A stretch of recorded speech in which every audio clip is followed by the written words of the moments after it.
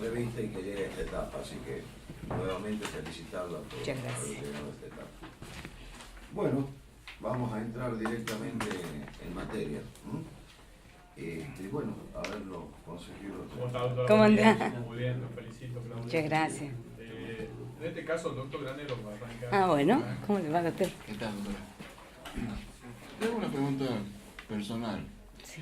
¿Por qué cree usted que tiene que ser elegida para ocupar este cargo que estamos tratando en este momento? Bueno, la verdad que yo creo que tengo vocación de servicio, creo que me he capacitado y aparte me parece que tengo cierta madurez ya en este momento como para poder acceder a este cargo y brindar, bueno, todo lo que un compromiso que tengo con la sociedad y brindarme. Aparte, siempre he estado en el tema de familia, lo cual me parece para mí es muy importante la persona, los niños, las niñas. Es decir, es un tema de que son gente mucho más vulnerable que en otro ámbito del derecho.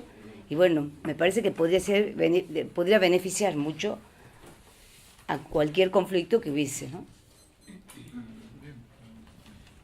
Y la otra pregunta que le queremos hacer es, ¿cómo en el caso de que usted acceda al cargo de juez, cómo sería su relación con los abogados? Cuéntenos cómo, por ejemplo, usted garantizaría que los abogados puedan cobrar sus honorarios. Sí. Bueno, yo he sido abogada de pasillo más de 15 años y ahora estoy en tribunales, y lo cual me ha permitido ver la relación que hay, ¿no?, del abogado de pasillo en la profesión libre y adentro. Creo que es tan importante como el justiciable, como la sociedad, como los propios empleados, como otro magistrado. Creo que es tan importante el abogado en la profesión libre. Y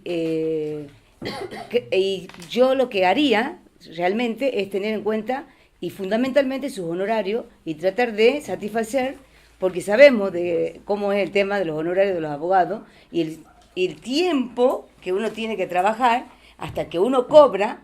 Entonces creo que es muy importante dedicarse a eso.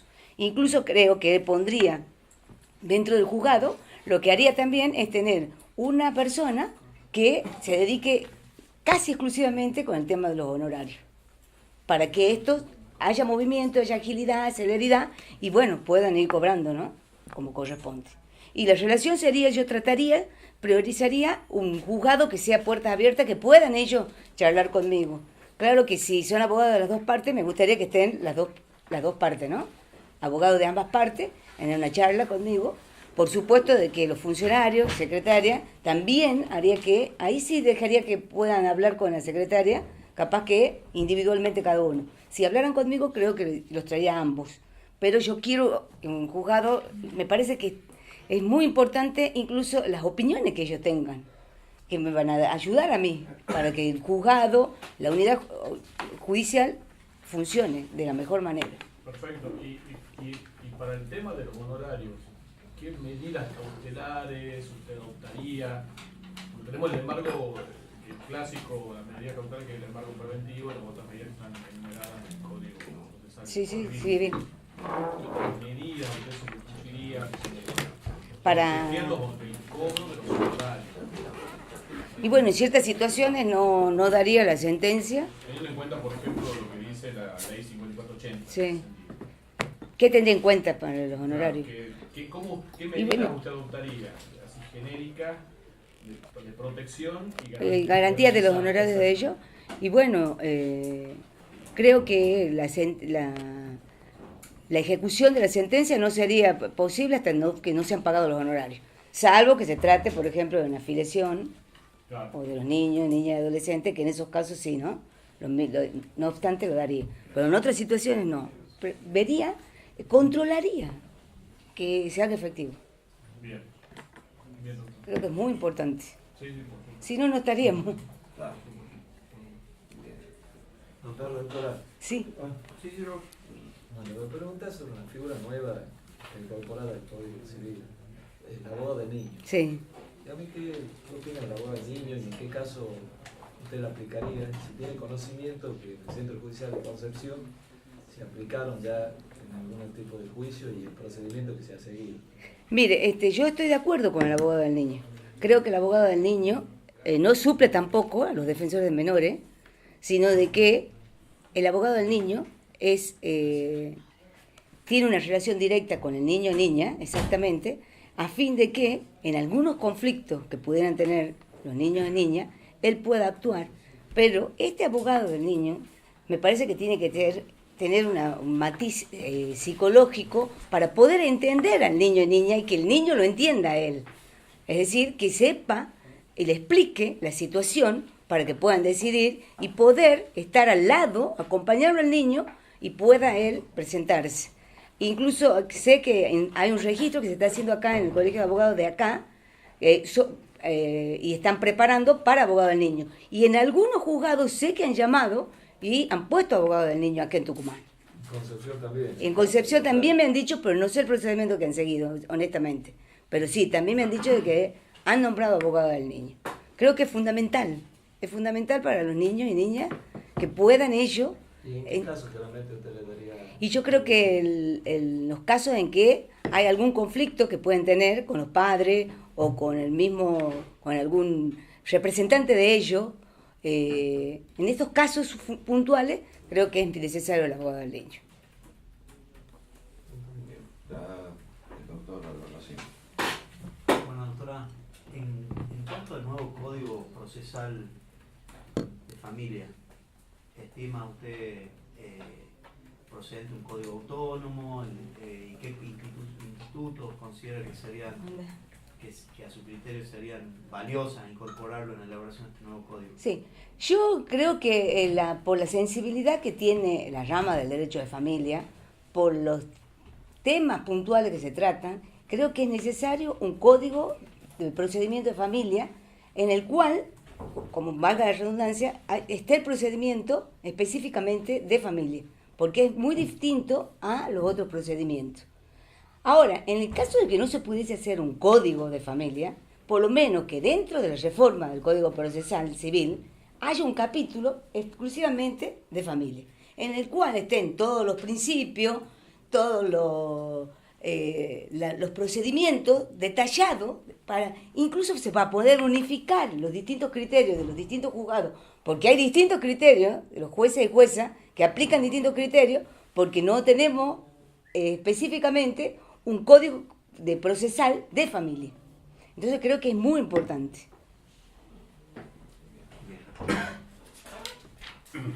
Sí, ¿Cómo le va?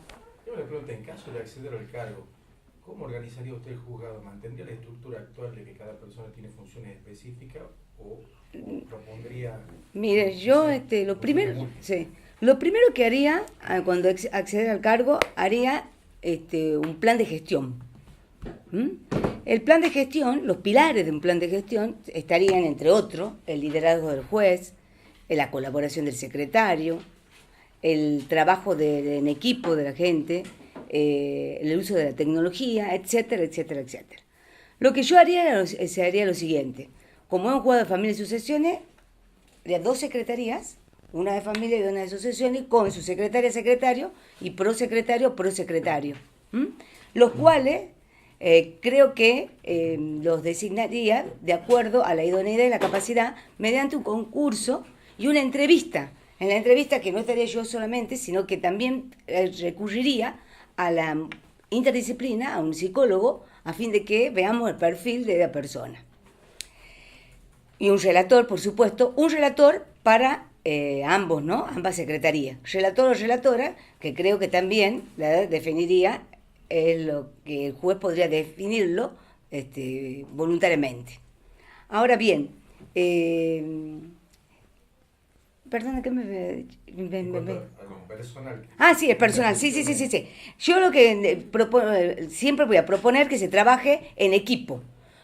Porque es distinto un equipo de trabajo que trabajar en equipo. Un equipo de trabajo trabajamos todos en el mismo lugar, que tenemos el mismo jefe en común, pero respondemos individualmente. En cambio, trabajar en equipo, respondemos todos y tenemos un proyecto en común que vamos a hacerlo entre todos. y todas. Creo que es importante que cada uno, de acuerdo a sus capacidades y su preferencia también, hay que escuchar al personal. Yo siempre digo, un juzgado no existiría si no existiría no solamente el juez o jueces, sino los empleados, que son importantísimos. Es decir, escuchar qué necesitan, qué propuestas tienen, escucharlo, tener una escucha activa con respecto a ello. Y por supuesto que con todo esto lo que haría sería el trabajo que le digo en equipo y tratar de que todos puedan rotar. Es decir, que no, porque no esté el secretario que estaba ayer, el PRONOCEPA, o porque no esté el empleado que ha faltado, que a veces se puede faltar por licencia, por enfermedad o lo que fuere, no se haga el trabajo. Entonces, lo que sí trataría de capacitar, también trataría de tener relación directa con el centro de capacitación, con gestión, con las oficinas de la mujer, con la oficina de derechos humanos, todo a fin de adquirir todos aquellos conocimientos y estar en constante cambio como estamos, para instalar también una perspectiva de género en los fallos míos, con los derechos y los tratados internacionales de derechos humanos, y tratar de que sea un lenguaje también sencillo, accesible a todos. Bien, o sea, usted considera que debe haber la capacitación es para, digo, no hay especialización, digamos, en cuanto al personal, sino que todos tienen que saber un poco de todo. A mí me gustaría que sepan todo. Claro que sí, tal vez afectaría, porque creo que habría que separar la temática de los niños, niñas y adolescentes y la temática de violencia y de discapacidad. Sí tendríamos que tenerla, que alguna persona o algún empleado se dedique a realizar los decretos, seguir el proceso y seguir el expediente en su totalidad. Creo que es necesario. Sin embargo, creo que todos los demás también deberían saber. Tal vez no afectado principalmente a eso, pero que no quede el juzgado sin gente o que no se pueda seguir el funcionamiento, la organización constantemente, con celeridad, con economía procesal, con todos los principios. Doctor Valdés. Bueno, te... Está bien. Doctor Carrasco. Vos, doctor Carrillo. Bueno. Doctora, con la unificación del Código Civil y Comercial, ¿qué implicancia ve dentro del proceso de familia usted? ¿Qué implicancia? Creo de que la unificación del Código Civil y los nuevos cambios que ha tenido, porque realmente los cambios que nosotros tenemos, todos estos cambios en derecho de familia, todo ya estaba jurisprudencialmente, ya veníamos aplicando con la jurisprudencia. Lo único que se ha hecho plasmar en el Código, todos los principios, el tema de las pruebas, incluso en el Código Civil y Comercial hay normas de procedimiento también, no solamente en familia, sino en toda la... Entonces creo que es muy importante porque se ha plasmado todo lo que venimos aplicando y como sabemos que se ha constitucionalizado el derecho a familia, está plasmado no solamente en el Código, sino también que nos acordemos de los artículos 1 y 2 que tenemos que aplicar, los tratados de derecho internacional, los principios, no solamente las normas, los principios, los valores. Es decir, ya no estamos ante la presencia de un juez o jueza del Estado del derecho clásico, que era boca de la ley, que hacía, sino que ahora se interpreta de otra forma y es el del Estado de Derecho Constitucional, en donde todos estos principios son fundamentales para aplicar el derecho. De ese debate que usted mencionó ahí, de la incorporación en el Código de Fondo de normas de derecho procesal, ¿qué opina? A mí me parece que... A mí me parece que está bien. Algunas normas del derecho del Código de Fondo en materia de sucesiones, nosotros ya la teníamos en nuestro código. Algunas no, pero muchas que teníamos, todo el tema de la administración, nosotros ya lo teníamos en nuestro código procesal. Pero bueno, me parece que es válido. No lo ve como una cosa negativa. No. Está bien. Está bien. No, está bien, doctora. ¿Sí? Muy Bueno, bien. muchísimas gracias, ¿no?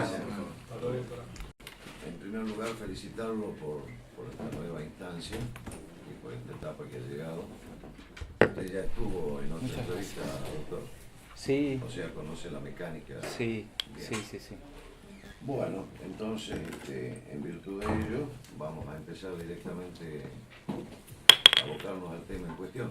¿Sí? Bien, doctor. Así que bueno, le vamos a dar la palabra primero a los representantes del sur de la provincia. Sí. Comienza usted, Magistro. Doctor, ¿cómo le va? Buen día. Sí, buen día.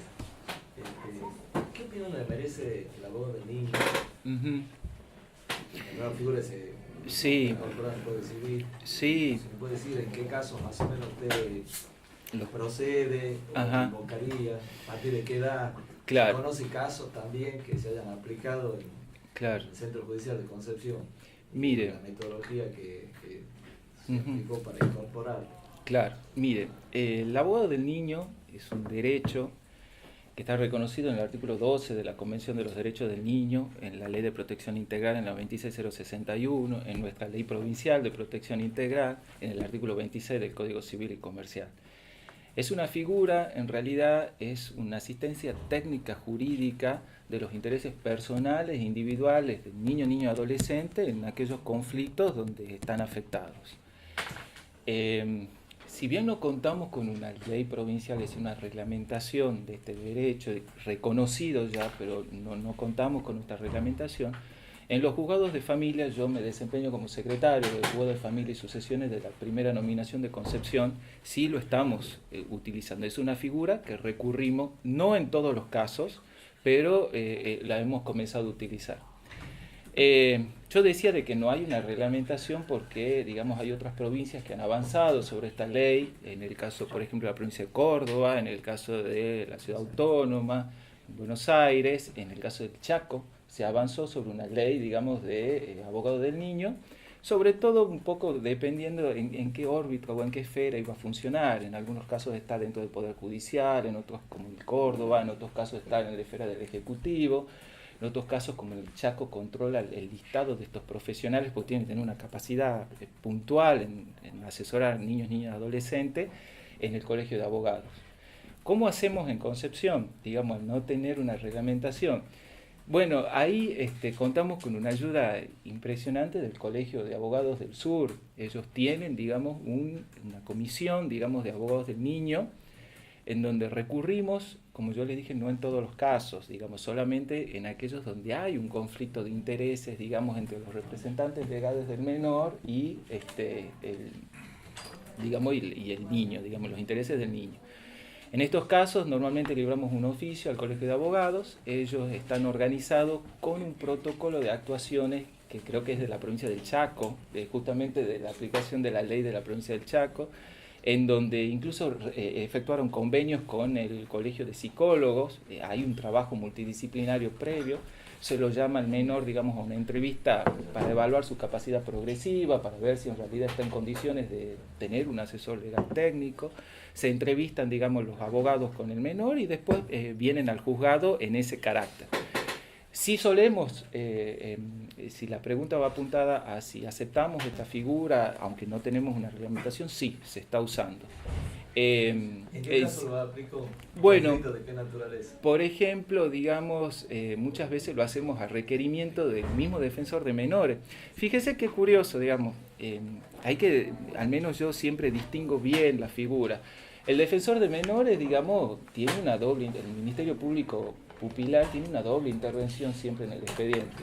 Una intervención complementaria a los fines de, en todos aquellos casos de niños, niñas, adolescentes, al fines de control sobre si hay una vulneración de derechos. Y después hay una intervención primaria en determinados casos cuando hay una inacción de su representante legal. Pero el defensor de menores no es un asesor técnico, no es un abogado del niño.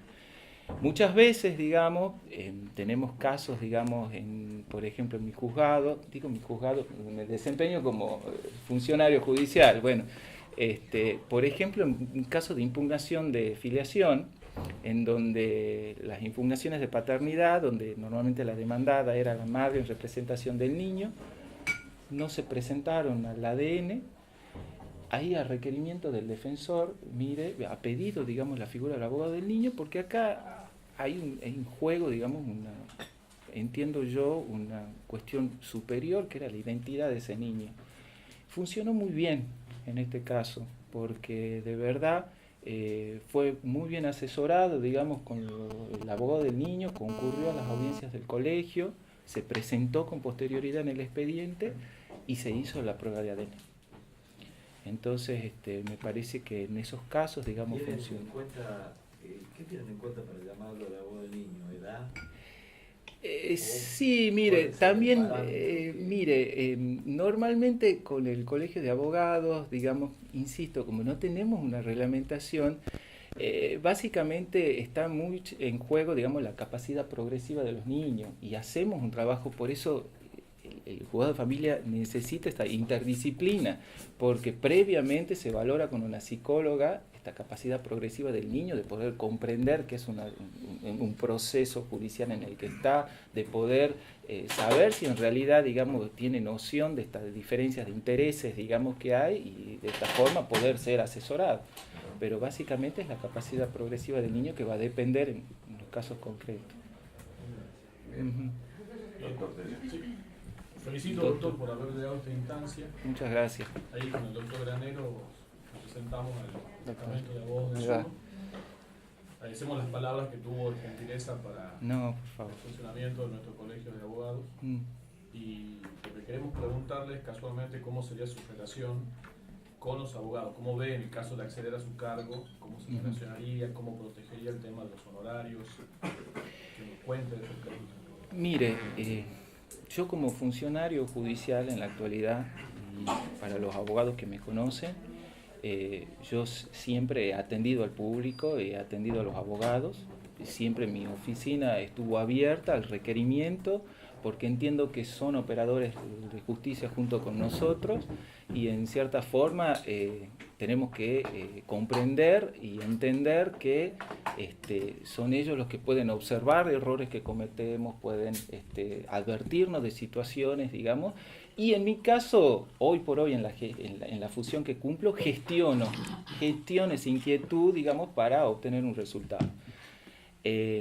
De acceder, digamos, a la magistratura, creo que sería de la misma forma. Es impensable, digamos, un juez a puerta cerrada.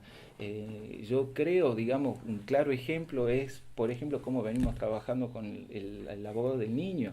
Necesitamos la colaboración del colegio en determinados aspectos, digamos, y que muchas veces, aunque no tengamos una ley, a través del colegio hemos ido buscando, digamos, soluciones. Fíjese que incluso antes de la ley de mediación, también hemos comenzado a trabajar, hay experiencias pilotos con el Colegio de Abogados, porque anterior a la ley de mediación, el Colegio de Abogados ya contaba con un equipo de abogados mediadores, con muy buenos resultados también. O sea que siempre fue muy adelantado, digamos, por lo menos estoy hablando del Colegio de Abogados del Sur, que es una jurisdicción en donde yo, digamos, básicamente ejerzo y estoy y tenemos un contacto diario. Conozco que el colegio de acá de Tucumán, claro, estamos comunicados permanentemente, tienen también una mirada similar. Seguramente.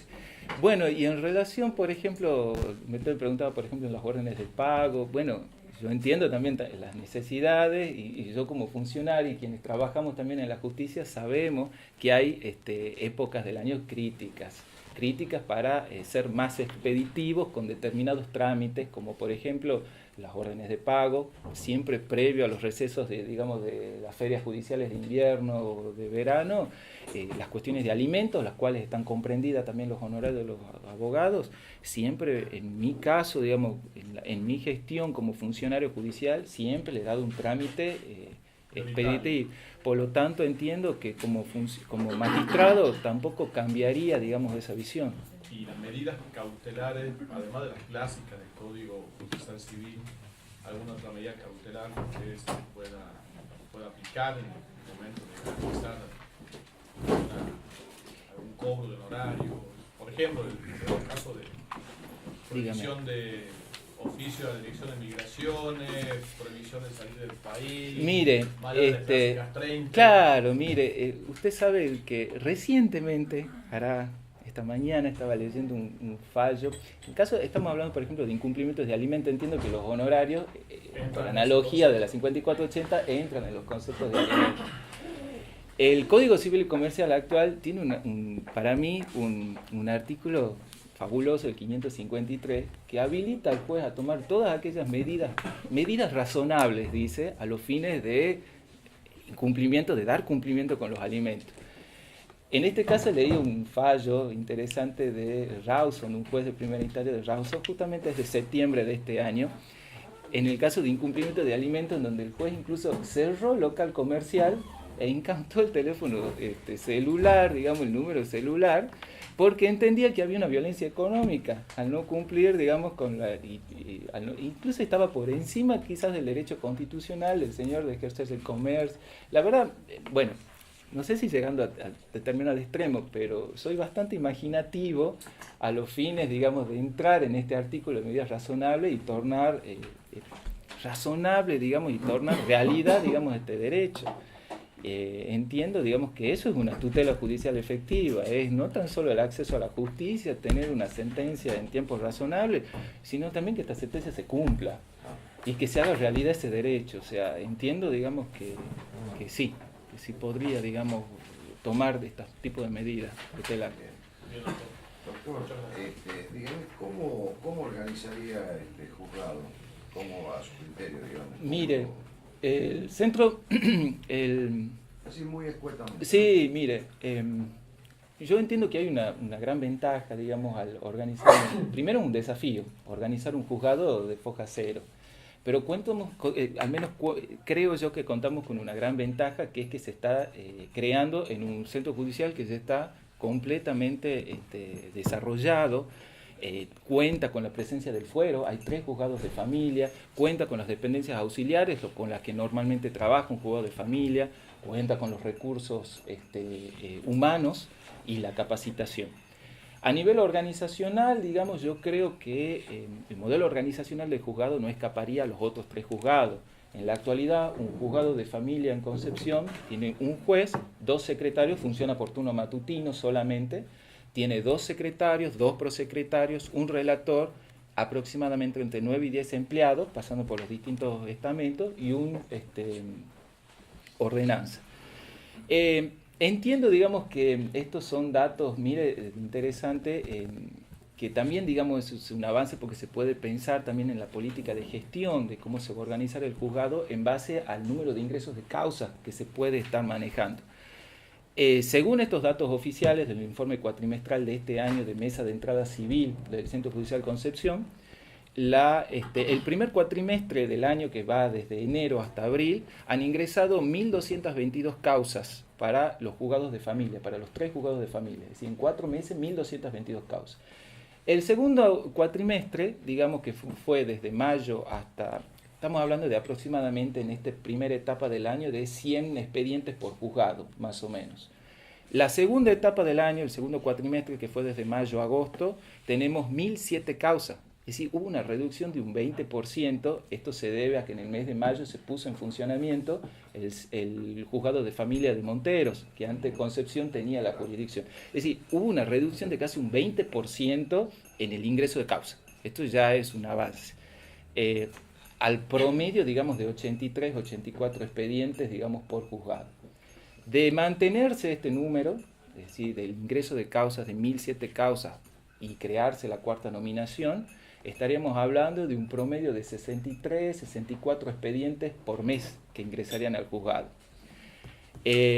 Estos datos sueltos, digamos, no importan, digamos, pero si los podemos comparar con los informes estadísticos o cuatrimestrales de los juzgados de familia, sobre todo sobre un punto puntual que son las sentencias definitivas, que son aquellas que le ponen fin a un proceso generalmente, en términos generales. Un juzgado de familia promedio, en el último informe cuatrimestral al menos de mi juzgado, está dictando aproximadamente entre 60 y 70 sentencias de fondo por mes. Si comparamos con los números o aproximados los números de ingresos de causa, ya partimos de un juzgado que no está colapsado, que está ingresando el mismo número de causas que sale. Y eso, digamos, es una gran ventaja porque posibilita plantear una dinámica de trabajo y una política de gestión distinta, con una calidad de servicio, obviamente, mejorada.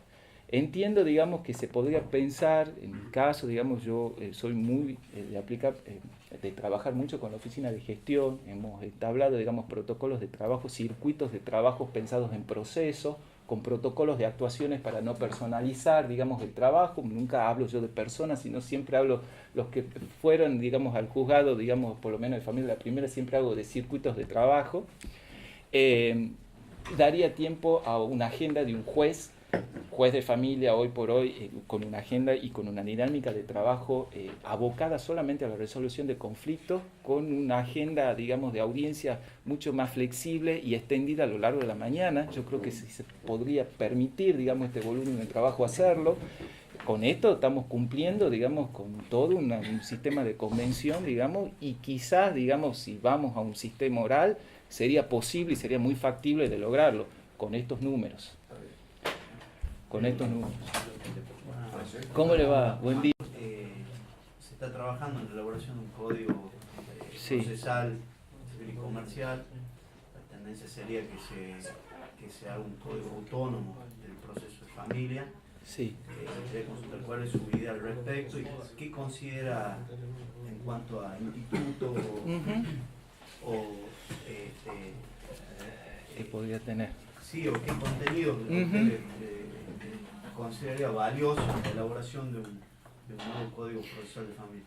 Mire, sigo muy de cerca el trabajo de la Comisión Interpoderes a través de un link que tiene la página de la legislatura. En realidad yo no formo parte de ninguna comisión, pero lo sigo simplemente como espectador y porque me interesa obviamente la materia. Entiendo, digamos, que de las últimas reuniones han decidido, y la verdad esto lo festejo y entiendo que tiene que ser así, que se trabaja definitivamente sobre un código autónomo de familia. No es un capítulo dentro de un código procesal civil, sino es un código autónomo. Yo creo que esto va en consonancia, digamos, no tan solo con una tendencia mundial, sino a nivel nacional. Tenemos claros ejemplos como el código, digamos, modelo procesal de familia de la Ciudad Autónoma de Buenos Aires. Una de sus redactoras fue la doctora Kemermaje de Carlucci, en donde con muy buenos resultados. Entonces, además creo, digamos, que festejo esta cuestión de que sea autónoma por la misma especificidad y especialidad del derecho. El derecho de familia es único y necesita, digamos, un código aparte. Si usted me pregunta qué tendría que tener este código, mire, el eje central para mí está dado por un principio de oralidad, es decir, un principio de inmediatez del juez a través de audiencias orales, es decir, principio de oralidad atravesando todos los procesos, vendría a ser como la médula del código, y concentración de actos procesales. Serían dos pilares fundamentales. Mire, hay un caso como por ejemplo que recién lo citaba del Código Autónomo de la Ciudad de Buenos Aires, en donde si bien hay una primera parte, digamos, que es escrita, como la interposición de la demanda, la contestación, con posterioridad fijan una audiencia preliminar, en la audiencia preliminar donde se fija el tema, digamos, ya a decidir, incluso hasta se fija en materia probatoria. Si es necesario, se realiza una nueva audiencia donde se produce la prueba y se dicta una resolución. Fíjese el costo procesal que nos ahorramos con un sistema de este tipo oral. Ahora bien, a la vuelta, como usted me decía, ¿qué podría contener este código? Uno de los principales, digamos, problemas que estamos teniendo en la actualidad, sobre todo con las audiencias orales, es lograr que las partes vengan. El Código Procesal Civil actual, si bien tiene algunos artículos, como el caso de los procesos sumarísimos, el 402, que impone, digamos, una determinada sanción, digamos, en caso de incomparecencia de la parte, pero generalmente uno acude al artículo 38, que es un artículo de conciliación, de llamar a audiencias de conciliación a los fines de hacer un seguimiento de los casos. Y las partes no vienen. Entonces habría que buscar la forma, mire, y los abogados son los primeros afectados, porque de una agenda de trabajo que tiene el juzgado de 6, 7 audiencias fijadas en el mes, en el día, digamos, solamente se realizan 2 o 3. Entonces me parece interesante primero buscar una modalidad, digamos, al fin de que la parte concurra, ya sea a través de imposición de multas, ya sea a través de plantear algún tipo de por lo menos de compelir de alguna forma que vengan. modificar el sistema, obviamente, de notificaciones, modificarlo totalmente, iría hacia una notificación digital, como la tiene el sistema jurídico federal. Y obviamente, si estamos hablando de un sistema oral, sería interesante, digamos, abordar, digamos, la forma de registrar estas audiencias de una manera distinta al soporte papel. Fíjese, a comienzo de esta semana hemos tenido una audiencia multidisciplinaria abordando sobre todo un plan de acción de un nene que está institucionalizado. Una audiencia que llevó 2 horas, que han intervenido muchos profesionales de distintos sectores, por eso hablamos multidisciplinario. Si la audiencia llevó 2 horas, llevó 2 horas más pasar lo que se habló al papel, de lo cual tampoco en el acta reflejó exactamente lo que las partes han dicho durante esas 2 horas. Entonces sería interesante, si vamos a ir a un sistema, es una propuesta y una idea, ¿no? Si se va a ir hacia un sistema oral, que es la tendencia general, es buscar un sistema de registro de estas audiencias de forma distinta. El derecho de familia va hacia una despapelización, tenemos que salir del expediente ya y buscar formas de registro, por ejemplo, digitales. Se me ocurre, no sé, ahora a través que sea de una cámara que esté registrando estas audiencias. Alguna otra forma de registro de audiencias que no necesariamente tenga que ser el papel. Básicamente, digamos, para mí serían, digamos, cuestiones que tendrían que tener un código de familia autónoma. Muy bien. Bien, yo creo que... Bueno, muchas gracias, doctor. por favor, muchas gracias a usted. Acabadamente el sistema, así que le vamos a dar ya la palabra a los consejeros del sur para que comencemos la entrevista. Muy bien, muchas gracias, doctor. Los escucho. Bueno, Doctor, ¿cómo está usted? Y bueno, como representante del estamento abogado, quisiéramos saber cómo sería su relación con el abogado litigante, en particular en hecho respecto a la regulación de su honorario. Tienen ustedes más o menos, como está en la Secretaría del Juego Laboral, ya sabe, lo que nos interesa mucho es saber la relación que usted tendría. Y en particular, cómo que la eficiencia que podría dar respecto al cobro de los abogados según honorario, en los casos en que a veces se torna complicado o difícil, malo se trata de derecho de familia. Bien.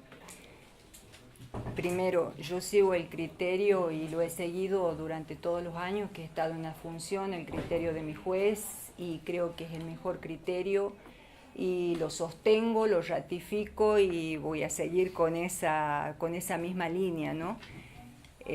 Alguien que ha estado en el pasillo sabe cuál es el trabajo del abogado, toma conciencia de eso. Solo quien conoce la labor del abogado litigante puede ponerse en el lugar del otro y actuar de manera coherente, consecuentemente con eso. El criterio ha sido siempre elevar los honorarios. Tenemos operaciones matemáticas que según el juicio dan 25 pesos, 45 pesos, 100 pesos. Realmente, si me permiten la palabra, vergonzoso. Siempre se ha aplicado en el juzgado donde yo estoy como funcionaria la Ley Nacional de Honorarios, a la cual la ley provincial ha adherido expresamente. Entonces, haciendo una valoración de cuál ha sido el trabajo profesional, la importancia que ha tenido para la solución del litigio, el 90% de las veces, me atrevo a decir, si no el 98%, se aplica el artículo 13 de esta ley nacional que permite que los honorarios se eleven. O a la consulta escrita, o si hay demasiada diferencia, donde se torna incoherente la base regulatoria con la consulta escrita, adecuarla. Pero jamás que una regulación para un profesional del derecho sea baja ni sea indigna, porque esa es la palabra adecuada, que traiga indignidad a la profesión y a la labor del profesional como abogado. Y en el tema específico de la parte del derecho de familia, mucha importancia a lo que es la facilitación que hace el abogado o la predisposición que tiene el letrado para que se solucione el conflicto. ¿Por qué? Porque hemos visto muchas veces que se tornan los conflictos entre abogados contra abogados y no entre las partes. Entonces, que el abogado, el letrado, sea una persona que tenga plena conciencia de que el conflicto familiar no es cualquier conflicto, es un conflicto muy especial que llega a tribunales cuando realmente no se han podido solucionar las cosas. Entonces, quien facilita, yo creo que merece un plus en su trabajo profesional. Y para eso también está este artículo que yo creo que sirve de buen conducto para hacer una mejor valoración de la labor del abogado. Bueno, Doctor. ¿Qué opinión le merece la voz del niño en comparación al nuevo Código Civil? ¿Y en qué caso lo aplicaría? Si conoce un caso que se aplicó, qué metodología en concepción y qué metodología siguieron para la incorporación de la voz del niño en los juicios respectivos. Bien.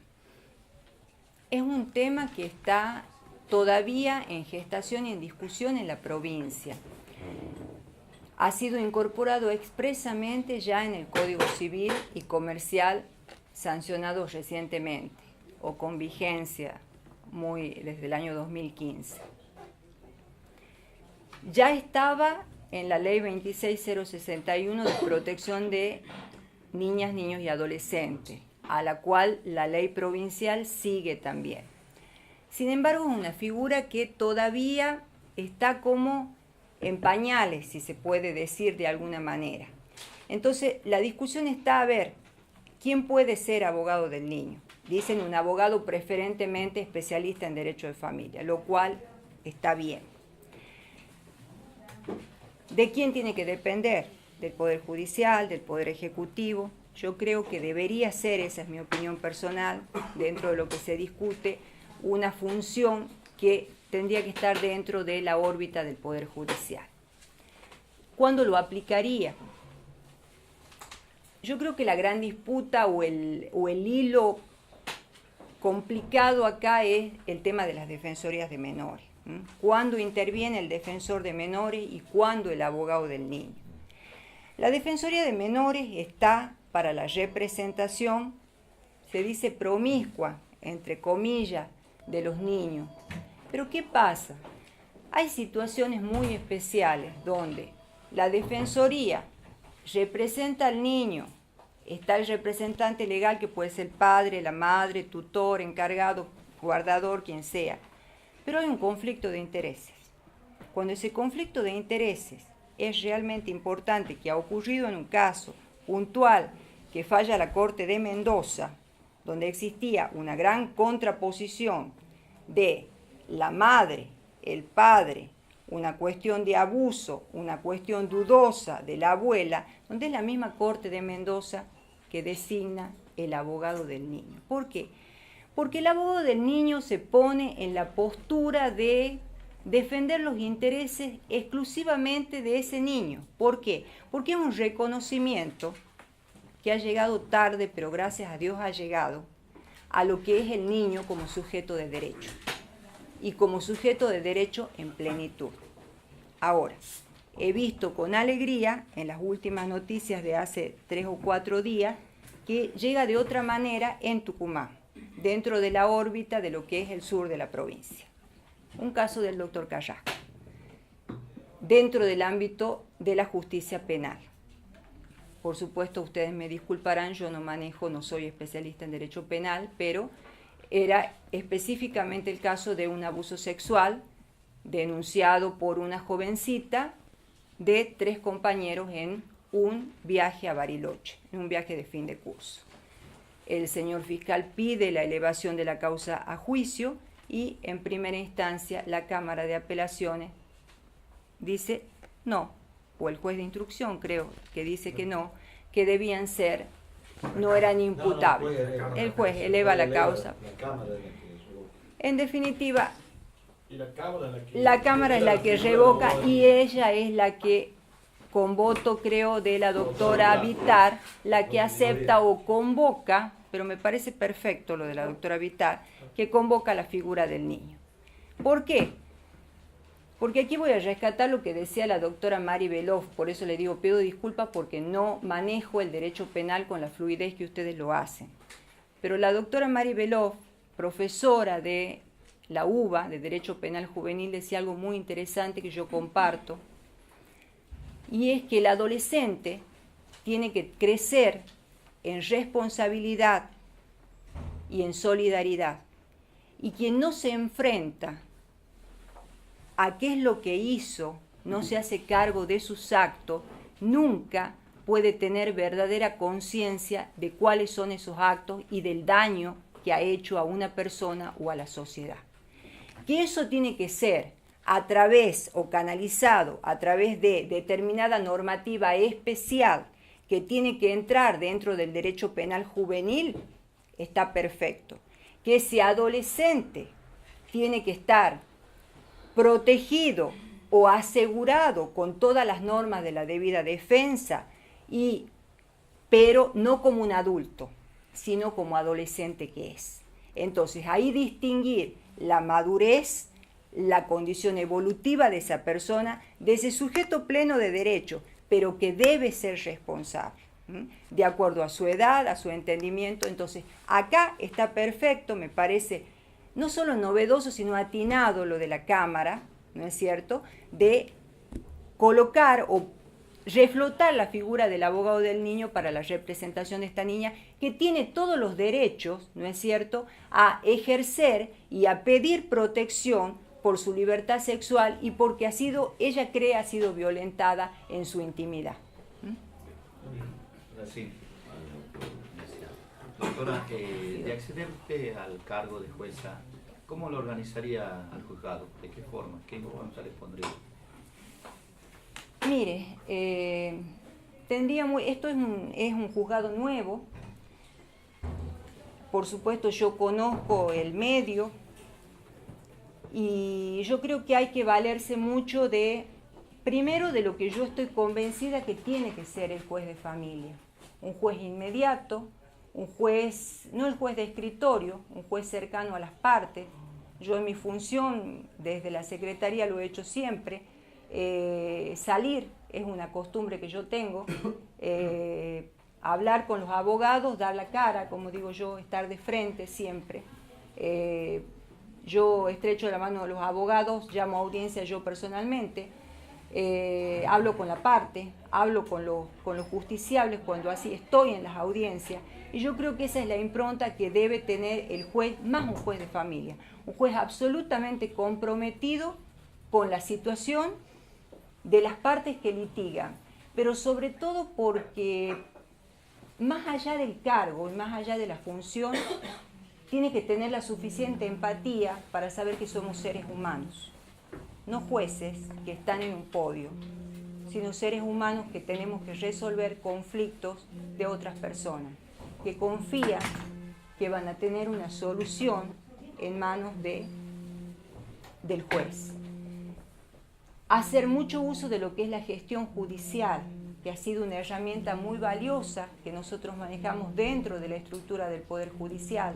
¿Por qué? Porque nos ayuda desde el punto de vista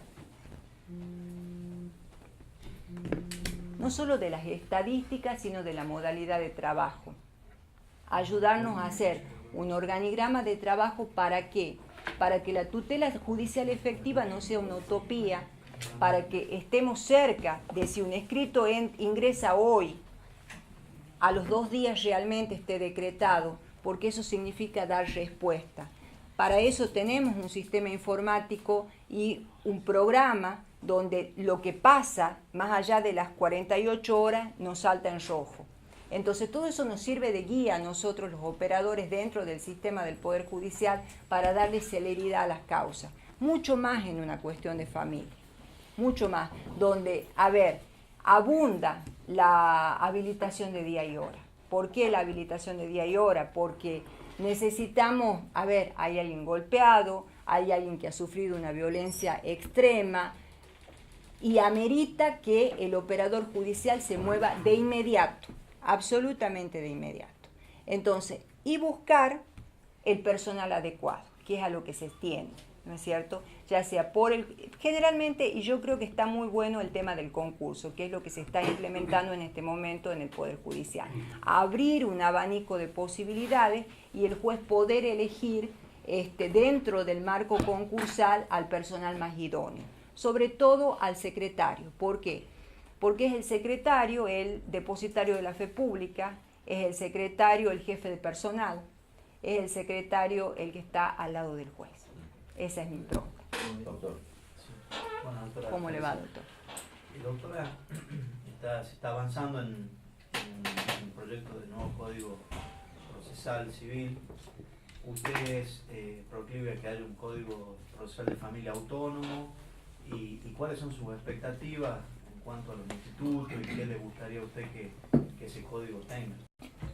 Soy proclive a que haya un código específico de derecho de familia por los conflictos particularísimos que caracterizan al derecho de familia. Lo que más me interesa, y en el momento de presentar ponencia por el sur, lo he hecho y lo he pedido en la convocatoria a audiencia pública que ha realizado la honorable legislatura, proponiendo que los niños sean oídos en un ambiente especial, en un ambiente específico, porque no es cualquier audiencia la que se toma con un niño. Y siempre he dicho, y lo he dicho en otras oportunidades, y lo he dicho en esta ponencia, donde expresamente le pido a la honorable legislatura que haga ley esto. El despacho es muy frío. El despacho es una cosa que me contiene a mí, que contiene a mi gente, pero no a un niño. El adulto tiene temor a tribunales, así como yo como ser humano tengo temor al hospital. Pero todo el mundo teme a la justicia, teme desde el edificio, mucho más enfrentarse a un juez que ve como una figura lejana. Entonces, ¿qué es lo que propondría? Y esa fue mi propuesta escrita a la legislatura en mi ponencia. Un ambiente específico que se hace con mucho esfuerzo acá en Capital ya, que es ambientes pequeños, con una biblioteca, con juegos, con mesita, ¿por qué no con una computadora cuando hay niños y adolescentes tan familiarizados con la tecnología? No en un despacho de un juez. El despacho es mío, el despacho tiene la foto de mis hijos, mis afectos, mi comunicación con la gente, pero no con el niño, eso no tiene nada que ver con el niño.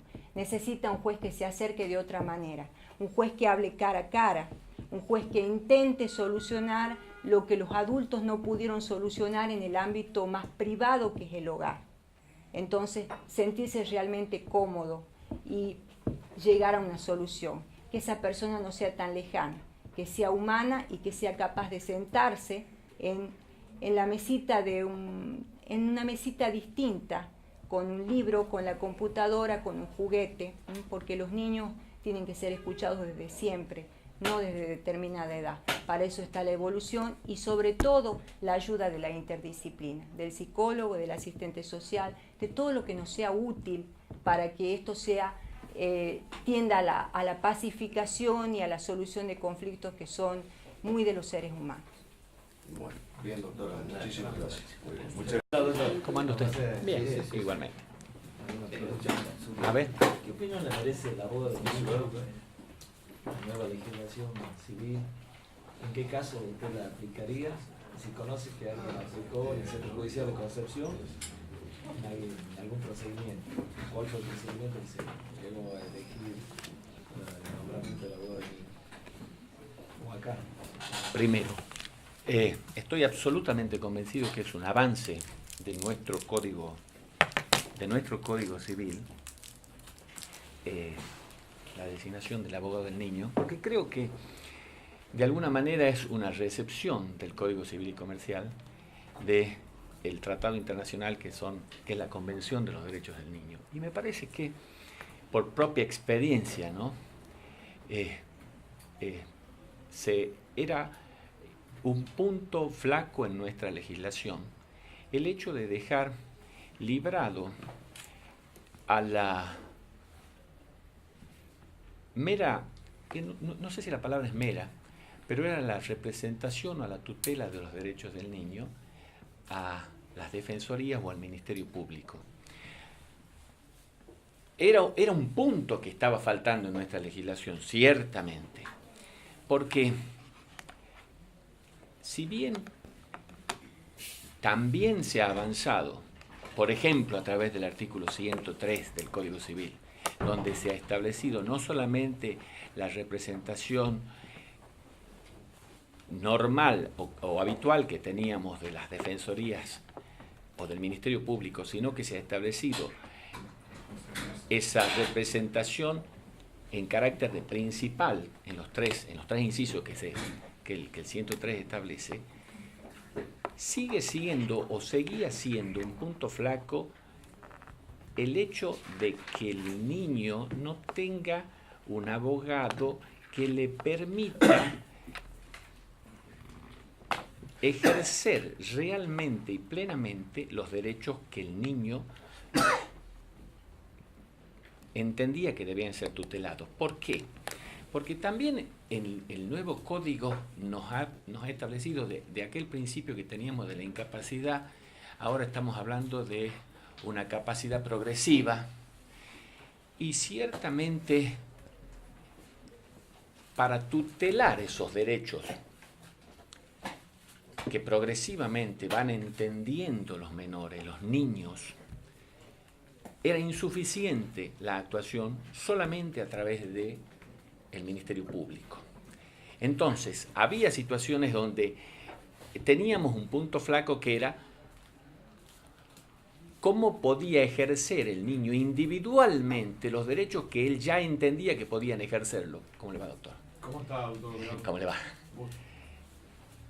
Sé que se ha dictado un caso que, si yo tengo entendido, ha sido de junio de este año en el Centro Judicial de Concepción, donde se ha elegido, donde se ha abierto a la designación de un abogado del niño. Ciertamente, probablemente por la situación de estar rindiendo en estos momentos, no me acuerdo las particularidades del caso, pero me acuerdo,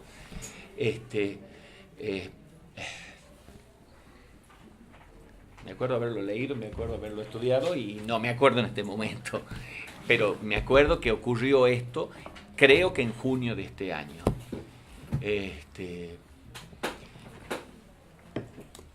No sé ¿En qué qué más. caso de conflicto usted cree que sería útil la utilización del abogado del niño? Yo creo que hay muchas situaciones en las que se puede dar el abogado del niño, sobre todo cuando, digamos, hay un punto básico que yo casi que lo considero elemental, que es cuando se produjeran conflictos entre el niño y el representante, ¿no es cierto? Y sobre todo conflictos de intereses entre el niño y el representante. Por ejemplo, conflictos que fueran derivados, y que creo que por ahí venía el caso, conflictos que fueran derivados de derechos sucesorios.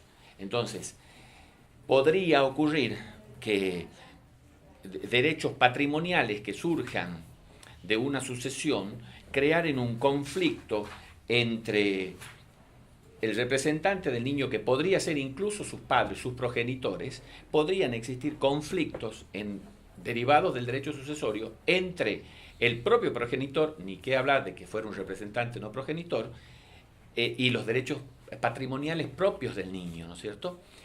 Pero creo que incluso, por ahí venía el caso, pero creo que incluso se podrían dar no solamente circunscriptos a conflictos de intereses de tipo patrimonial, sino que podrían existir conflictos de intereses de otra naturaleza que exigieran un respeto de los derechos del niño, sobre todo basado en esta capacidad progresiva que estamos teniendo. Se me ocurre un caso, incluso un caso que se podría ser interesante, donde el niño tuviera una definición política o religiosa diferente a la de sus progenitores o de sus representantes legales. Y que esa diferencia político-religiosa, sobre todo se daría claro en un niño mayor de 16 años, ¿no es cierto? Existieran conflictos entre esto y entre la decisión de hacerlo. No nos olvidemos que nuestro código también nos establece el Código Civil Comercial de la Nación, el consentimiento de los padres, por ejemplo, cuando tienen que ingresar a una comunidad religiosa o tienen que ingresar a las Fuerzas Armadas, al menor, el menor entre 16 y 18 años.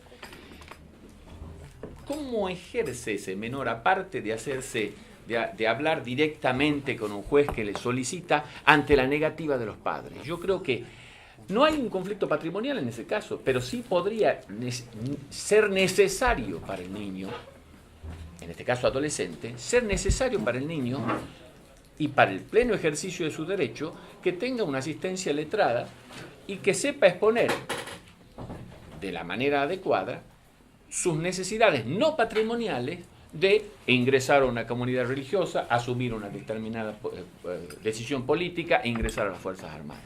Es decir, creo que no solo el abogado del niño va a actuar en conflictos de intereses tipo patrimonial, sino que puede actuar en conflictos de intereses incluso no patrimoniales.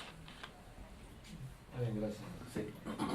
Doctor, el artículo 19 del Código Civil establece con respecto a la técnica de reproducción asistida que la vida humana comienza a partir de su concepción. Sí. ¿Cuál es su opinión respecto a eso? ¿Usted comparte, está de acuerdo, tiene una visión? Totalmente. Este caso incluso lo traté hace mucho tiempo y ya una vez lo expuse, que fue un tema que hablé hasta personalmente con la doctora Kemenmacher de Carluche en una oportunidad que tuve y que ella tuvo la gentileza de conversar conmigo sobre el tema. Porque al tema lo conozco desde hace mucho tiempo y lo vengo manejando realmente desde hace mucho tiempo por cuestiones personales. Ciertamente se producen grandes problemas en cuanto a las técnicas de reproducción asistida y hay que conocerlas, las técnicas de reproducción asistida, para conocer el problema que se da y la solución que hemos tomado en este código. Porque no se deben o no se pueden abrir las puertas con las técnicas de reproducción asistida para la manipulación de seres humanos o de figura humana. Entonces, o de células humanas. Porque ¿cuál es el problema? En la técnica de reproducción normal o por todos conocidas, de técnica de reproducción asistida, se extraen determinada cantidad de óvulos, se fecundan esos óvulos. Los métodos de fecundación son los métodos de simple contacto o los métodos de inyección de espermatozoides en cada uno de los óvulos. De manera que se forman óvulos fecundados. Estos óvulos fecundados, hay que aclarar, hay vida humana desde que esos óvulos están fecundados. Es decir, desde que el espermatozoide se ha fecundado con el óvulo. Entonces hay vida humana. ¿Cuál es el problema? Que cuando se extraen óvulos por cuestiones médicas, es decir, para elegir los mejores óvulos, e incluso también, aunque sea medio vil o medio cruel decirlo, también por cuestiones económicas, porque es muy cara la extracción y cada uno de los métodos es muy caro, se extraen varios óvulos y se fecundan varios óvulos. De allí, el científico o el encargado de la fecundación elige los óvulos más aptos, los huevos más aptos, porque ya no es un óvulo, sino que es un huevo fecundado, y se implantan en el seno materno. Entonces, una vez que está el espermatozoide ha fecundado el óvulo, existe vida humana. Pero cuando esa vida humana se implanta en un cuerpo receptor, recién se puede considerar que existe un ser humano. Y desde aquí se considera el momento de la existencia de la vida humana, cuando se ha implantado este óvulo fecundado en el cuerpo materno. Antes hay vida humana, pero no hay un ser humano susceptible de adquirir derechos y contraer obligaciones.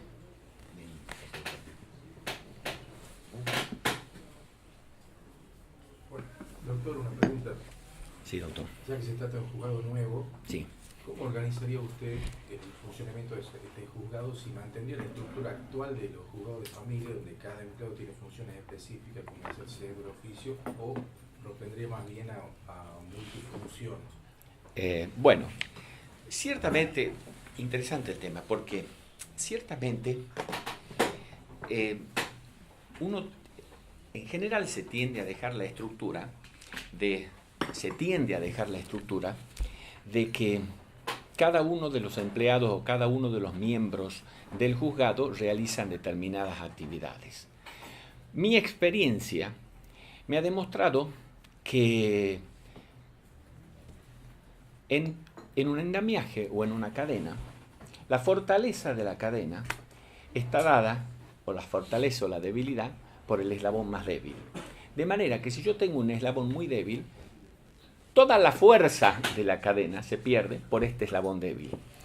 Entonces, yo creo que debe enseñarse a cada una de las partes, por supuesto la tarea que va a realizar, pero deben forzosamente organizarse cada vez que existe un grupo humano que trabaja en conjunto, forzosamente organizarse un método de rotación, por supuesto en la medida de las posibilidades de cada uno, un método de rotación de manera que sean varios los que realicen o estén capacitados para realizar cada actividad. Porque no puede ser que si solamente uno sabe decretar, ese uno me falta, no se me maneje el juzgado. Si uno solo sabe confeccionar la cédula y los otros no me saben confeccionar una cédula, yo lo tenga paralizado al juzgado, como suele ocurrir muchas veces cuando una sola persona conoce algo. Entonces estoy absolutamente convencido que para que funcione un grupo humano debe existir, aparte de la especialidad, un sistema de rotación para que nadie sea indispensable en el juzgado.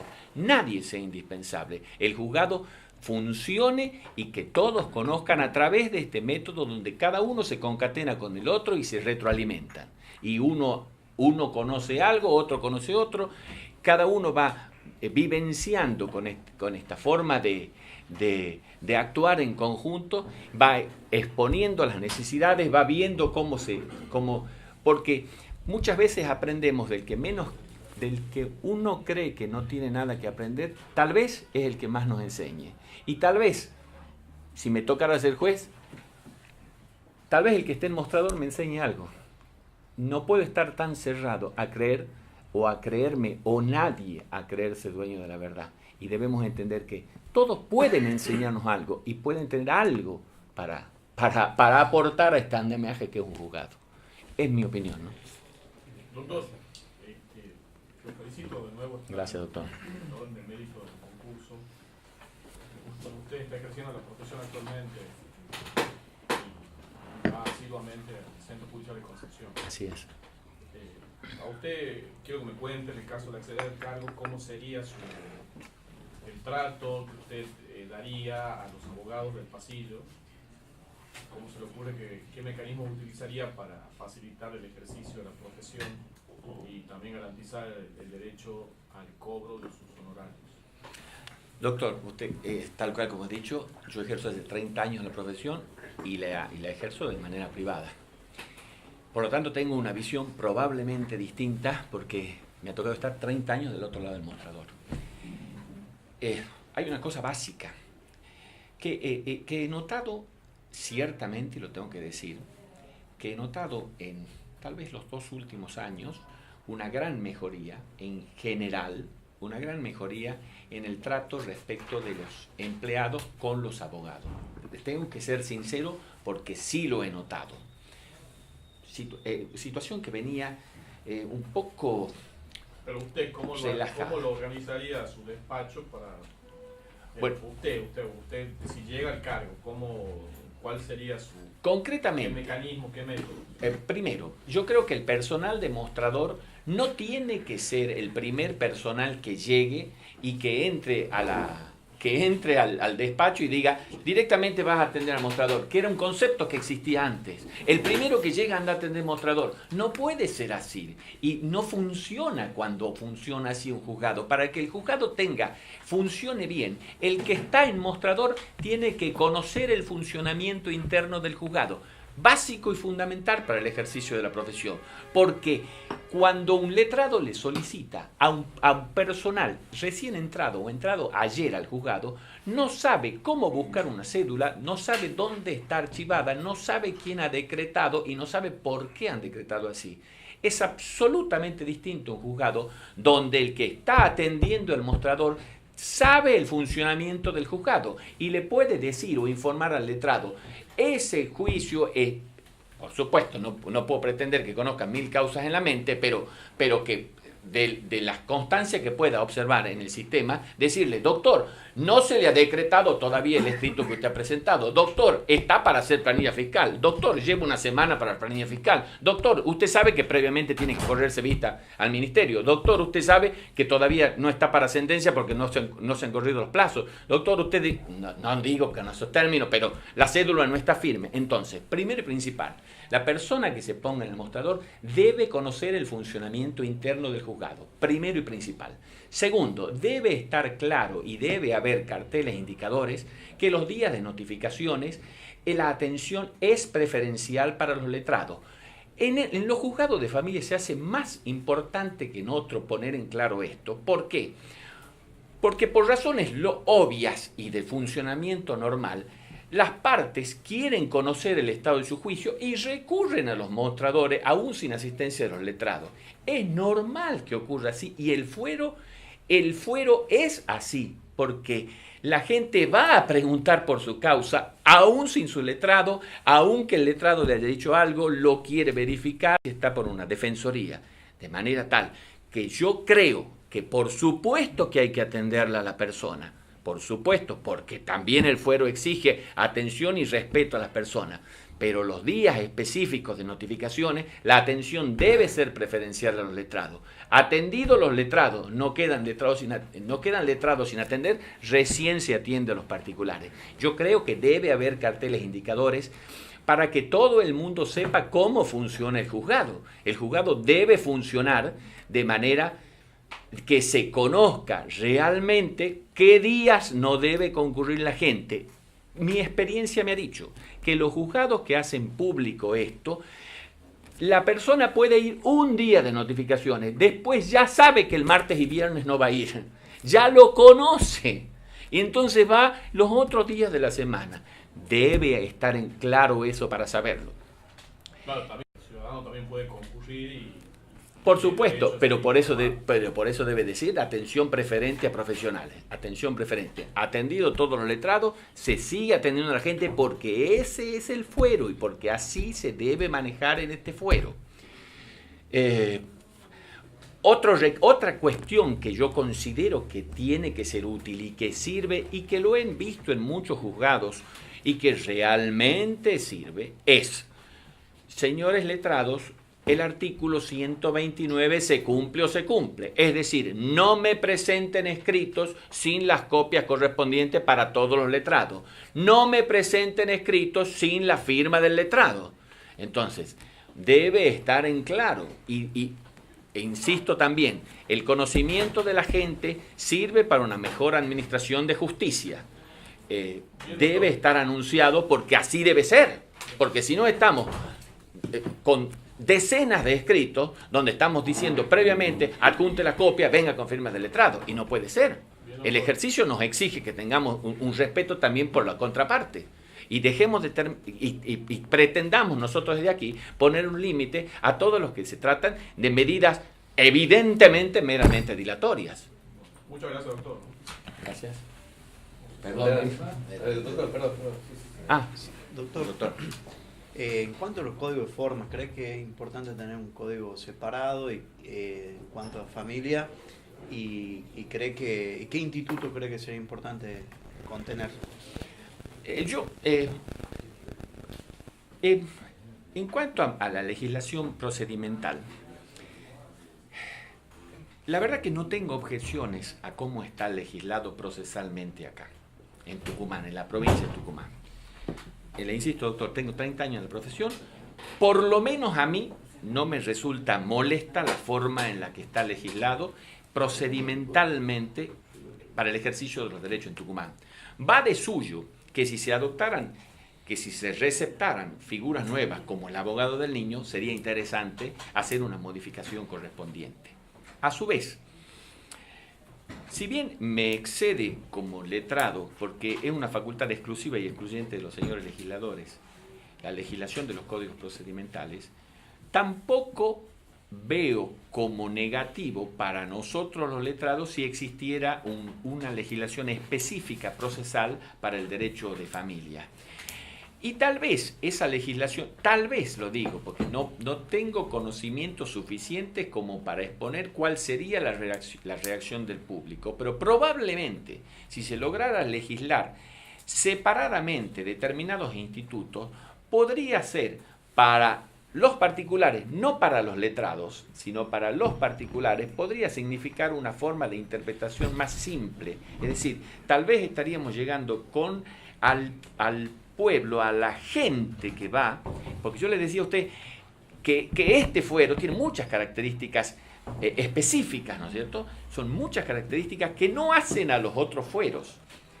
Entonces, los letrados que nos dedicamos a la profesión, no hay problema porque lo conocemos, pero el particular que va a acceder o que intenta acceder, tal vez en el único caso que le va a tocar a su vida, porque es un caso de familia, tal vez le resulta complicada la forma en la que está legislado y tal vez significaría algo positivo para los particulares. Insisto que no tanto para los letrados.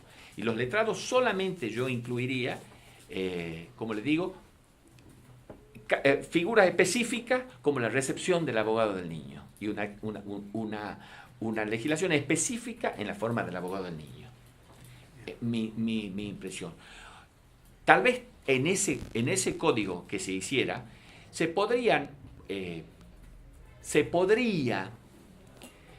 poner normas específicas en cuanto, y me estoy metiendo en un tema difícil, pero no quiero desaprovechar la oportunidad para decirlo, porque usted me da pie en esto, que es en cuanto al cómo funciona o cómo debe funcionar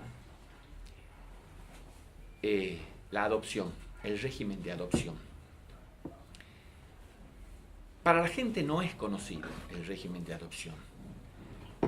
La función del registro de adopción tampoco es conocida. Ahora está, gracias a Dios, se ha modificado este año, ha salido un nuevo régimen con la nueva presidencia del doctor Rojas, ha salido expuesto públicamente, porque está en la red incluso, cómo funciona el registro de adoptantes, ¿no es cierto? Sería interesante que esté en una ley específica de derecho de familia, de derecho procesal familiar, la función del Registro Nacional de Adoptantes. Y yo le agregaría, creo que me licencio para decirlo, yo a este registro, con todo respeto, le exigiría dos cositas más al registro, dos cositas chiquitas más que no figuran en el registro como requisito para los adoptantes. Yo le agregaría la necesidad de adjuntar un certificado de reincidencia a nivel nacional, porque no existe en el de Tucumán, no existe en el Tucumán, solamente se pide un certificado de buena conducta, con el agravante que podría estar alguien en el registro de adoptantes y ser elegido incluso dentro de los 5 para ser adoptada, pero resulta que en Tucumán tiene certificado de buena conducta y está con un certificado en Córdoba, en Buenos Aires o en otra provincia en el registro de reincidencia. Yo creo que se debería poner, me parece que ha sido meramente un olvido, pero me parece que debería estar. Y tampoco figura dentro de la reglamentación, que yo también creo que tiene que existir, y que existe en la misma Cámara el registro de deudores alimentarios. Considero humildemente que debe ser un requisito para el registro de adoptantes que no tenga deudas alimentarias.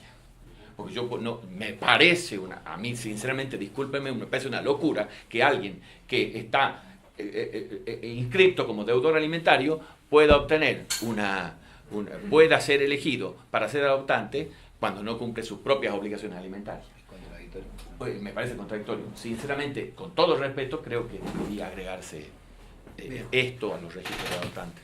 Perdón. Bien, doctor. Muchas Y gracias. con respecto, yo quiero hacer una consulta. Sí. Con respecto a las parejas del mismo sexo. Adopción. Doctor, es difícil contestarlo, pero voy a tratar de decirlo. Primero, en la República Argentina el tema está totalmente zanjado.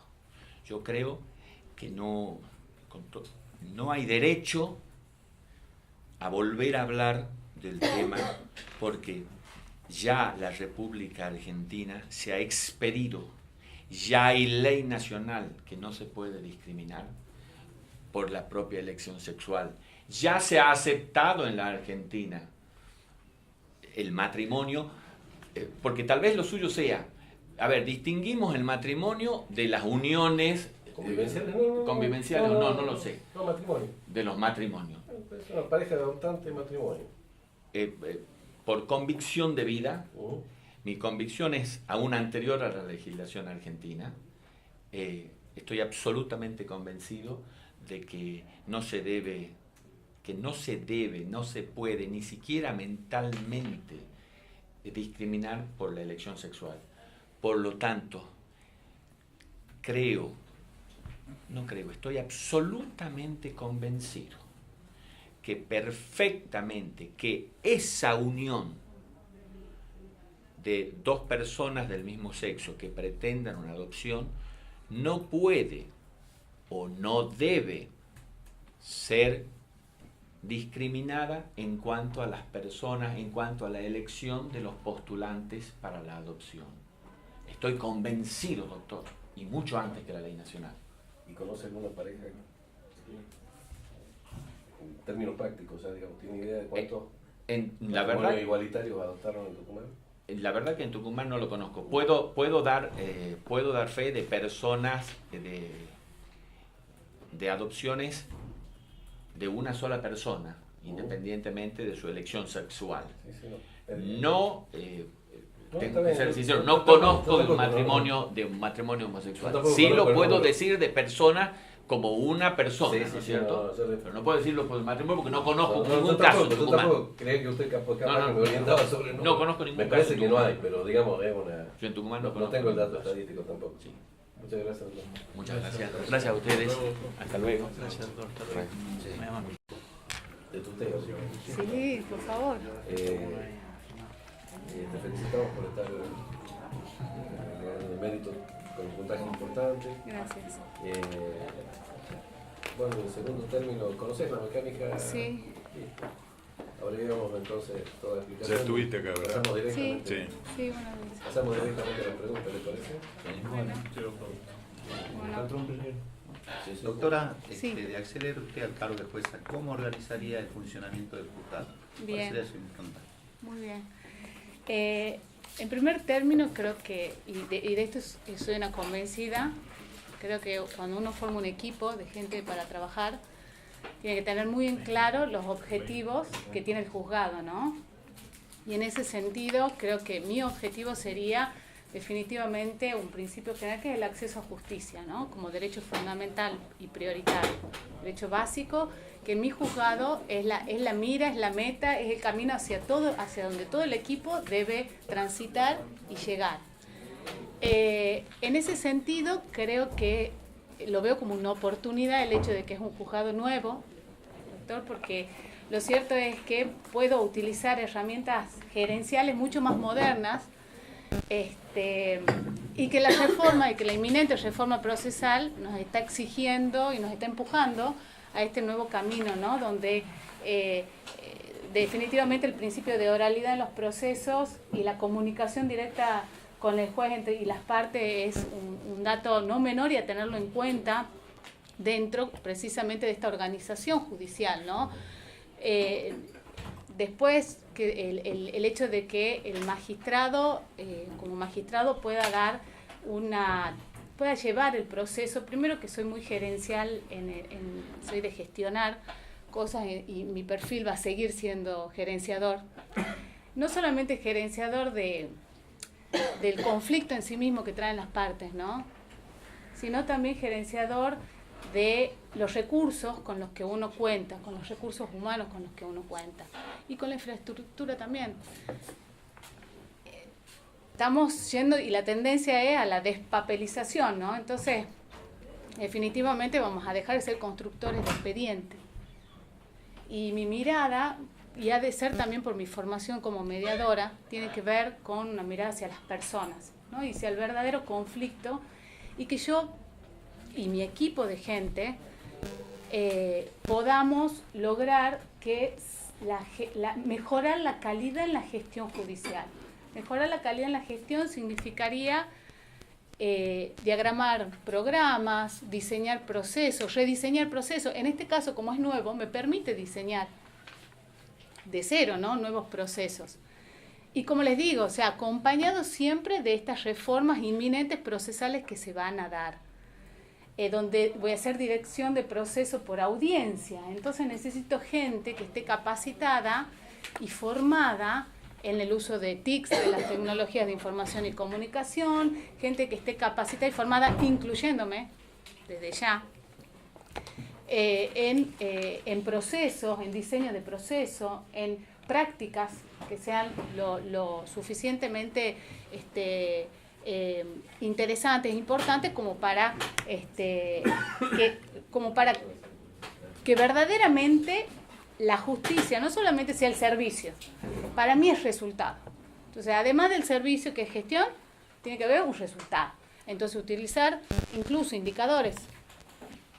Me permite indicadores hoy, utilizar indicadores que me puedan decir, bueno, cuál es la situación y el contexto actual.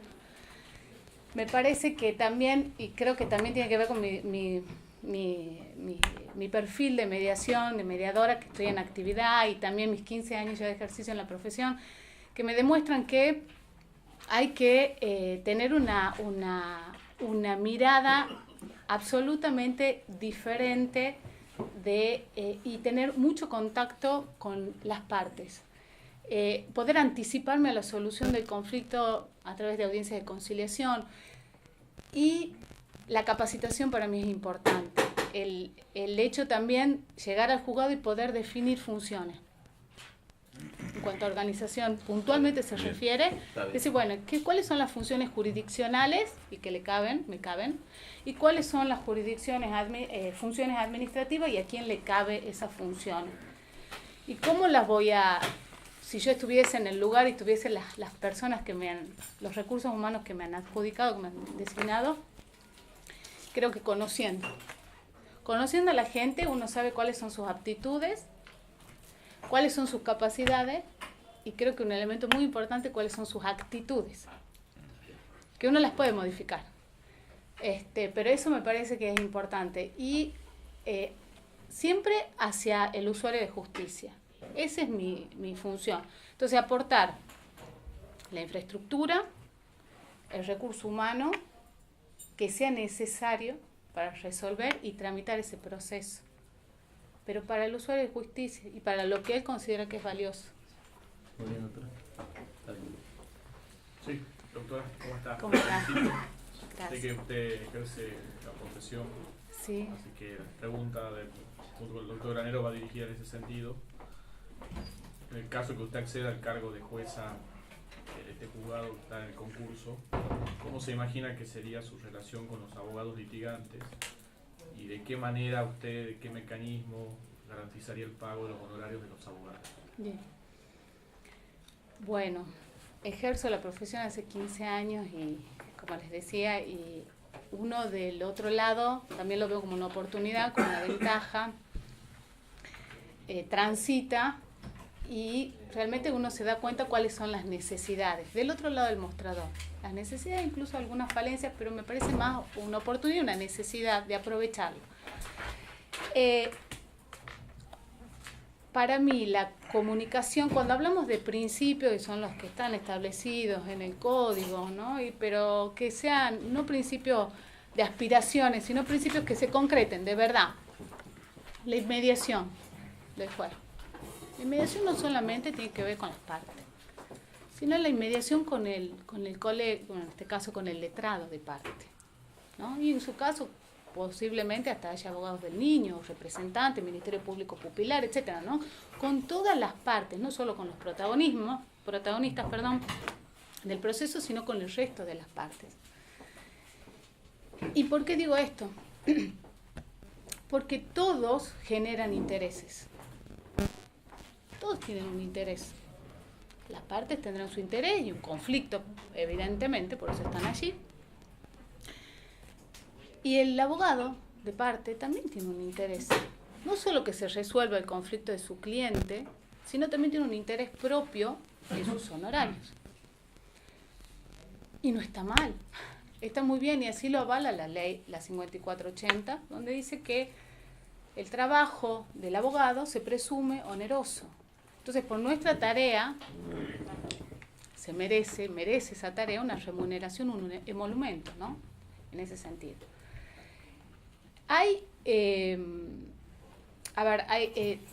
Principalmente yo, si estuviese como juez, además de mi comunicación, que lo vuelvo a repetir, para mí hay tradicionales paradigmas que se deben romper, o estructuras que se deben romper, ¿no? El verticalismo, estructura piramidal donde el juez no está en la cúspide y no tiene acceso a la gente para poder llegar y estar en contacto con él, es un paradigma que yo lo rompería,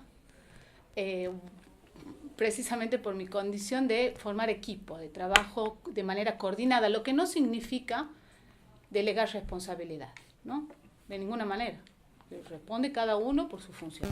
Pero volviendo al tema puntualmente de los honorarios, primero que tenemos la 5480, el artículo 35 es clave si le tengo que contestar, porque ahí dice que los jueces no pueden dar por finalizado ningún proceso sin antes reúne dos requisitos: o que le hayan acreditado el pago de los honorarios de los abogados, o que haya garantía suficiente para el pago de esos honorarios, o en su defecto que presten consentimiento los abogados, los letrados, para poder dar por finalizado el proceso.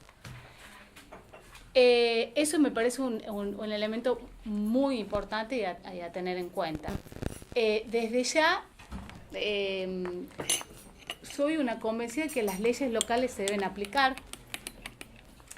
Hay ciertos mínimos y máximos que están estipulados por la 5480 que yo no los alteraría, y no quiero decir con eso que no tenga razonabilidad en la regulación de honorarios, porque entiendo también que nosotros como provincia nos hemos adherido a la ley nacional.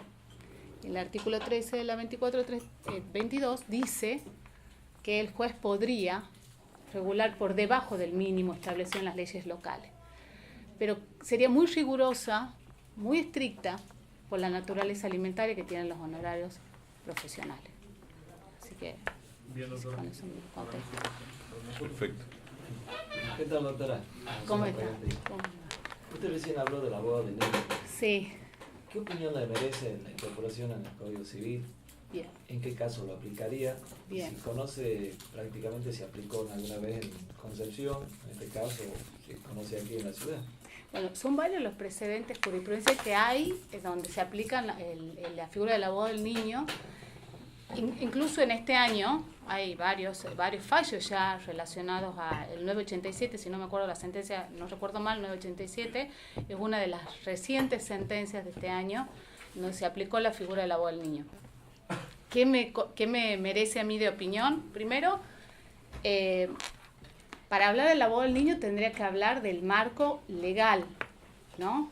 Porque si no, podría ser que nos confundamos con otras figuras, como por ejemplo el defensor de menores, o el tutor especial en el 109 del Código Civil, y perdamos el foco de la existencia de este representante técnico del niño, ¿no?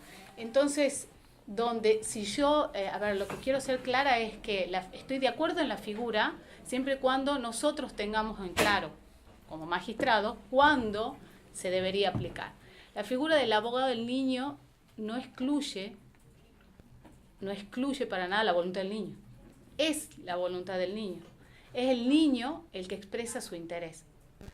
En los defensores, en los tutores, es una representación promiscua, donde es un interés del adulto, la mirada del adulto en relación a su interés superior del niño, ¿no? Es el Estado el que provee. Y en ese sentido no es voluntad del niño ni siquiera tener o no tener un abogado del niño. La primera cuestión que yo haría, dicho esto, digamos que estoy de acuerdo con la figura, la primera cuestión que debería ser es primero de escuchar al niño. El derecho a ser oído, bueno, esto es una norma de derecho internacional, una norma internacional, el artículo 12 del derecho de la Convención Internacional de Derechos del Niño, está estipulado el derecho a ser oído. Y el derecho a participar en los procesos administrativos y judiciales, precisamente, donde los afecte, ya sea a través de un representante o a través de un órgano apropiado.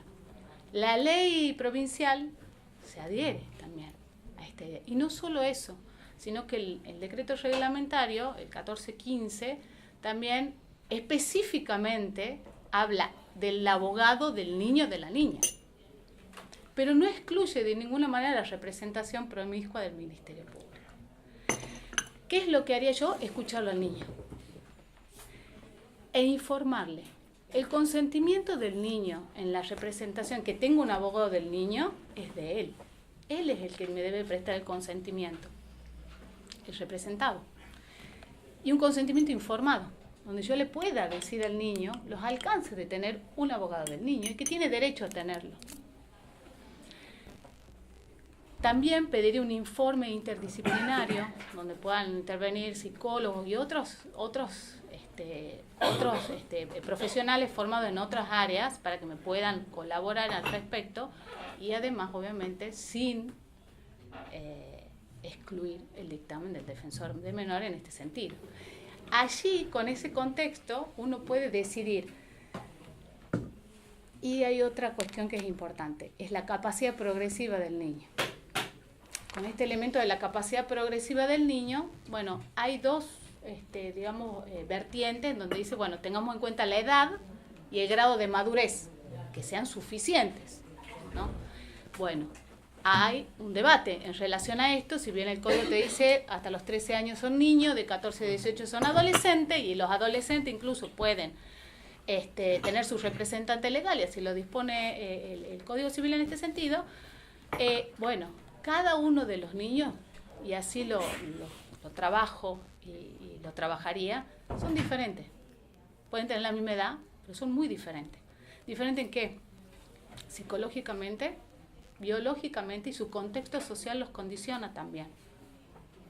Entonces me parece que la capacidad de decisión del niño no es en todos los casos y dependerá siempre de la naturaleza del derecho que se pretende ejercer.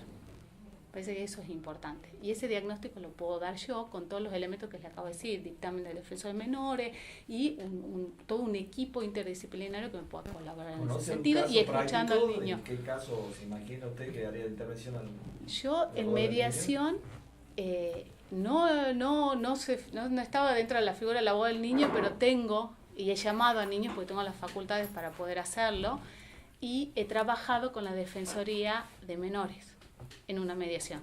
Personalmente tuve el caso y yo la llevé de la mano a la niña, a la defensoría, previamente hablé con los padres, pedí obviamente el consentimiento informado de los padres, que lo hice firmar, y la llevé a la niña, hablé con la defensora cuando nos podía atender, y la llevé a la niña yo desde mi sala de mediación de la mano hacia la defensora, donde allí trabajamos con una psicóloga. Definitivamente, de hecho, la niña terminó viviendo con su papá, porque a mí me llamó mucho la atencion. ¿Conflicto de visita, sí, no, el conflicto era responsabilidad parental. En ese entonces no se decía responsabilidad parental, se decía tenencia. ¿Conoce algún juez que aplique la figura del abogado del niño? En familia hay varios jueces que están. La doctora Bram creo que está aplicando la figura, incluso nosotros tenemos un registro de abogado del niño en el Colegio de Abogados de Tucumán, en el consultorio jurídico gratuito, que está disponible, digamos, para poder Sí, un listado, exactamente, un registro. Sí, sí. Que que también considero que tienen que ser especialistas, ¿no? En niñez y adolescencia. Sí, eso también me parece que es importante porque no es un perfil muy particular, hay que ser muy cuidadoso con las palabras que se utilizan y en el contexto que uno habla con el menor. Es muy determinante eso. Doctora, una preguntita. Usted de no haber sido abogada, ¿qué otra carrera puede hacer? Muchos me dicen psicóloga. ¿Ah, sí? Y tengo mucha escucha. Y escucha activa. Y lo que soy pianista. Ajá. Soy músico. He dado conciertos y si no hubiese sido abogada me hubiese dedicado a la música. Definitivamente. ¿Cuál es la mejor elección? ¿La música o...? Resolver conflicto. Me gusta. Me gusta. La verdad que creo que en eso soy una persona que tiene una cierta habilidad. Humildemente lo digo porque cuando a uno le gusta algo realmente y le apasiona, lo puede transmitir y eso se va multiplicando. Así que para mí eso creo que es mi gran fortaleza, es el diálogo y la escucha. Sí. Y de verdad interesarme en el conflicto, en la resolución de los conflictos, eso sí es algo que le pongo mucho énfasis. Por eso creo que... ¿Usted es de Capital? Yo soy de Capital, soy mediadora de Concepción, también porque estoy en el registro de Concepción. 5 años hace que ya viajo a Concepción como mediadora, porque concursé para mediadora en Concepción y en Capital. Ejerzo la mediación en ambos jurisdicciones. Y litigando en Capital, y tengo algunas cosas en Concepción, pero no... ¿Matriculada? Sí, claro. Pero bueno, concurre a los juzgados de familia. Sí. A los ¿Y su visión de los juzgados? ¿Visión? Sí, su visión como abogada. No le estoy preguntando acá en el carácter de futura jueza ni nada, sino usted litiga, va a los tribunales. Sí. Espera en el mostrador como hemos hecho lo que hicimos la profesora alguna vez. Así es. ¿Cuál es su visión de la prisión? Público que concurre? ¿Cómo lo veo? Que en los juzgados de familia particularmente, abocándome a ese proceso específico de familia, lo veo, hay mucha gente nueva que ha traído una impronta diferente y una apertura al cambio absolutamente distinto. No noto el verticalismo en muchos juzgados que realmente te atienden y están predispuestos a hacerlo, a escucharte. Demorarás más o menos esperando en el mostrador, pero te atienden. Las soluciones a veces son más rápidas en ese sentido. Así que yo lo veo que estamos avanzando.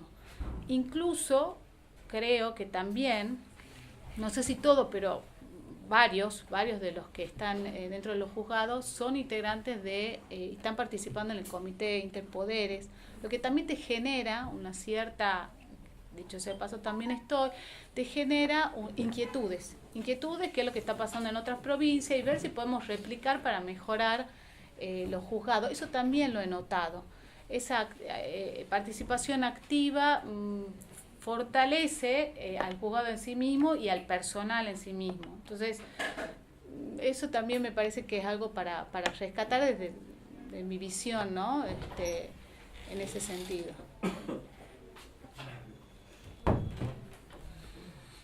Bueno, yo te voy a hacer 2 preguntitas más. ¿No es un hobby la música? ¿Es como una suerte de alternativa profesional? ¿O es un hobby hoy? Hoy es un hobby. Sí. No, bueno, es un apoyo.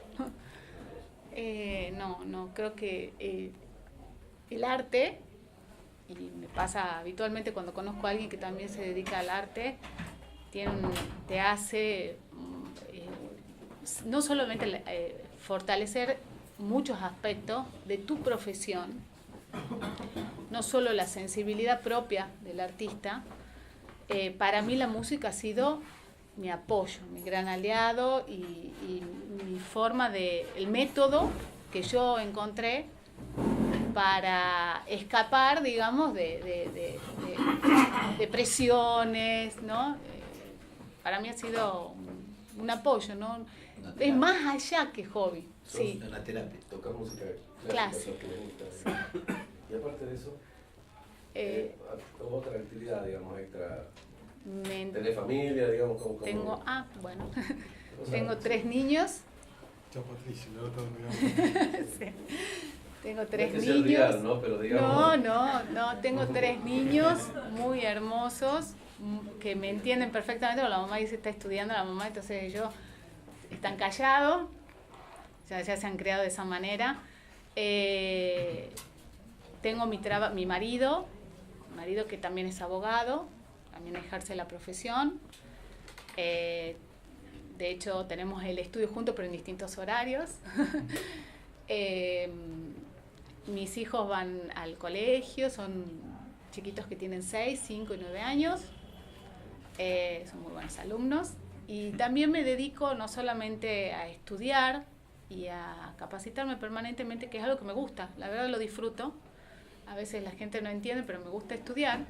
No es razonable lo que estoy diciendo, pero bueno, me gusta hacerlo, me gusta leer mucho, todo lo que se refiere a cuestiones jurídicas, ¿no? ¿Y extras jurídicas?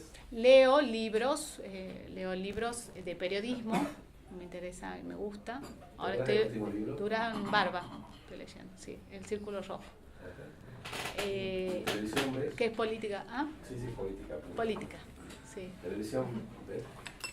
Veo poca, pero veo. A veces me gusta la película, pero no me gusta mucho ver la tele, digamos. Me gusta más la película. Ay, sí, es que veo tantas películas. Era una que era en Argentina, que es un escritor que se va a La Plata, el Ilustre. El Ilustre, sí. Esa es la última que vi. Con Oscar Martín.